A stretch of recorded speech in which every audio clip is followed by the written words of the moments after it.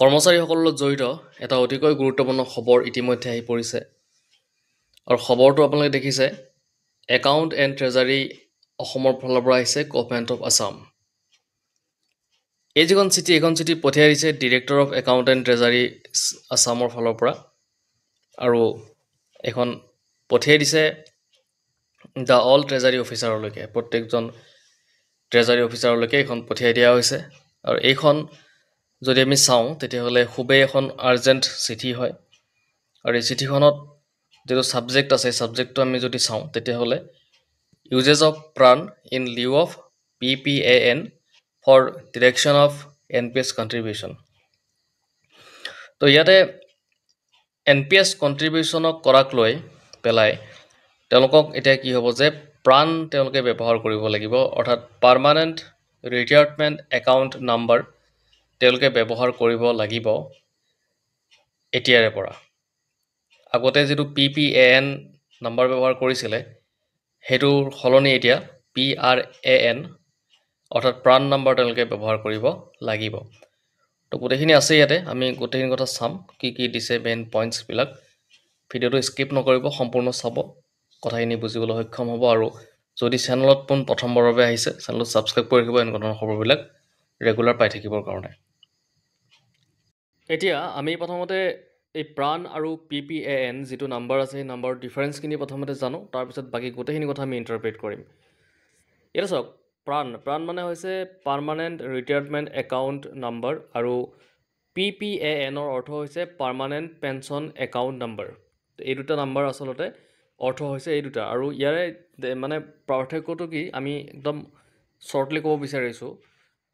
প্ৰাণ হৈছে এটা স্থায়ী নাম্বাৰ হয়, যেনেকৈ আমাৰ আধাৰ কাৰ্ডৰ নাম্বাৰ থাকে, 12টা নাম্বাৰ আধাৰ কাৰ্ডত যেনেকৈ আমাৰ সেইটো পৰিচয় হয় এটা, ঠিক তেনেকৈ NPSৰ কণ্ট্ৰিবিউশ্যন কৰা এমপ্লয়ীসকলক এটা নাম্বাৰ দিয়া হয়, সেইটো প্ৰাণ নাম্বাৰ বুলি কোৱা হয়, আৰু সেইটো 12টা সংখ্যাৰ এটা তেওঁলোকৰ পৰিচয় নম্বৰ হয়। আৰু এই যিটো ব্যক্তিগত নম্বৰ থাকে সেই নাম্বাৰটোত তেওঁলোকৰ NPSৰ লগত জড়িত সকলো কাৰ্য বা লেনদেনৰ বাবে সেই নাম্বাৰটোৰ প্ৰয়োজনীয়তা তেওঁলোকৰ থাকে। তো গম পালে সেই প্ৰাণৰ কথা, এইটো আমি বুজি ল'লোঁ কথাখিনি। এতিয়া আহিছোঁ আমি PPANৰ অৰ্থটো কি?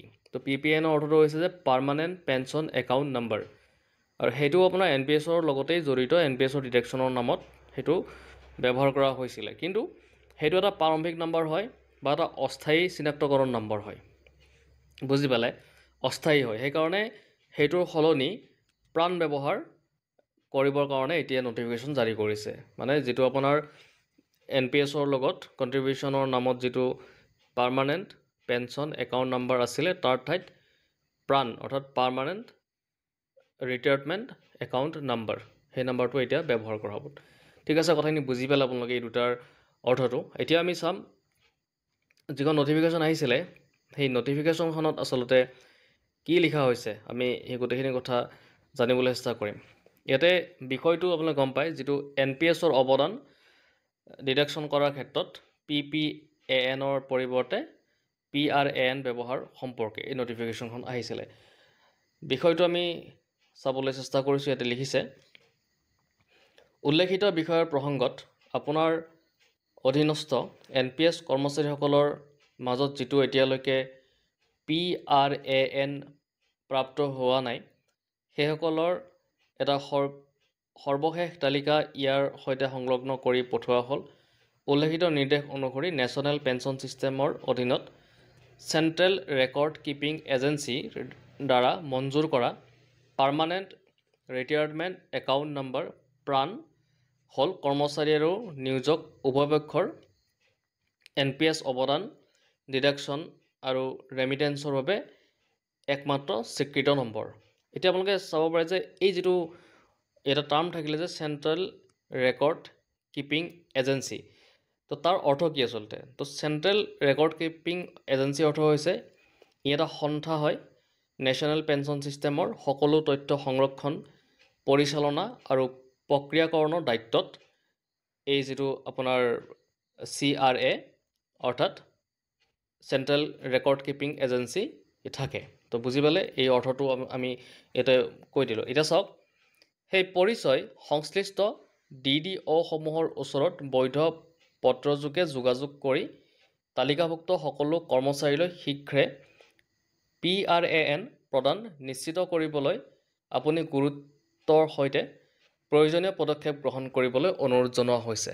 লগতে ভৱিষ্যতৰ সকলো NPS লেনদেন আৰু দৰমহাৰ সৈতে জড়িত কাৰ্যাৱলী PRAN নম্বৰ ব্যৱহাৰ কৰি সংলগ্ন কৰিব লাগিব। আৰু এই বিষয়টো অত্যন্ত জৰুৰী বুলি ইয়াতে নটিফিকেশ্যন প্ৰকাশ পাইছে। তো দেখিলে আপোনালোকে গোটেইখিনি কথা আমি ইণ্টাৰপ্ৰেট কৰি দিলোঁ আচলতে। প্ৰাণ নম্বৰ কি, PPN কি, আৰু CRA কি, চেণ্ট্ৰেল ৰেকৰ্ড কিপিং এজেঞ্চি, আৰু কিয় আপোনালোকৰ সেই PPN নাম্বাৰটো সলনি কৰি প্ৰাণ নাম্বাৰলৈ কনভাৰ্ট কৰিবলৈ বিচাৰিছে। প্ৰাণ আপোনাৰ এটা 12টা নম্বৰৰ এটা আইডেণ্টিফিকেশ্যন নাম্বাৰ হয়, যিটো NPS ডিটেকশ্যনৰ কাৰণে ব্যৱহৃত হয়। গোটেইখিনি কথা আমি যিহেতু ইণ্টাৰপ্ৰেট কৰিলোঁ, আৰু এটা সৰু অনুৰোধ আপোনালোকে থাকিলে, যদি প্ৰথমবাৰৰ বাবে চেনেলটোলৈ ভিজিট কৰিছে, ছাবস্ক্ৰাইব কৰি ৰাখিব। আমাৰ চেনেলটো আগুৱাই নিয়াত আপোনালোকে সহায় কৰিব।